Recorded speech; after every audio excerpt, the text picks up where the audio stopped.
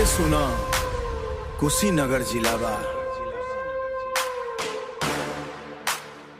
यहाँ वसीम और आसिफ के नामे काफी बा। वसीम और आसिफ के रंगदारी बा। कुशीनगर में चलत यही यारी बा। नाम सुनते लोग हट जाला, पूरा इलाका पे दभारी बा।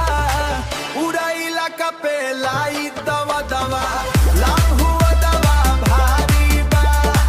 पूरा इलाका पे लाई दवा दवा, लाभ हुआ दवा भारी बा। गाड़ी तेज काला शीशा, एंट्री होके पूरे स्टाइल में। दोस्ती खातिर जान हाजिर, बाकी दुश्मन रहे फाइल में। गली गली में चर्चा होला, गली गली में चर्चा होला।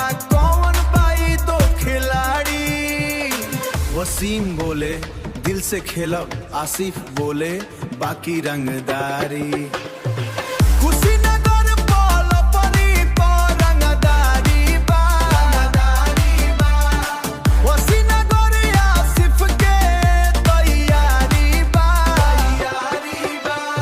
यार सब साथे खड़ा रहे, तभी तो नाम हमारी बा।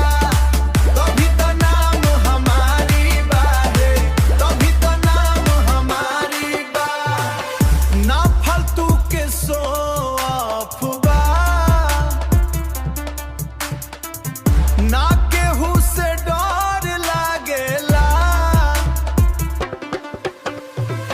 अपना लोग खातिर दिल बड़ा, बाकी दुश्मन काप जाला। कुशीनगर के माटी होले गाल बा। कुशीनगर के माटी बोले ई दूगो नाम कमाल बा।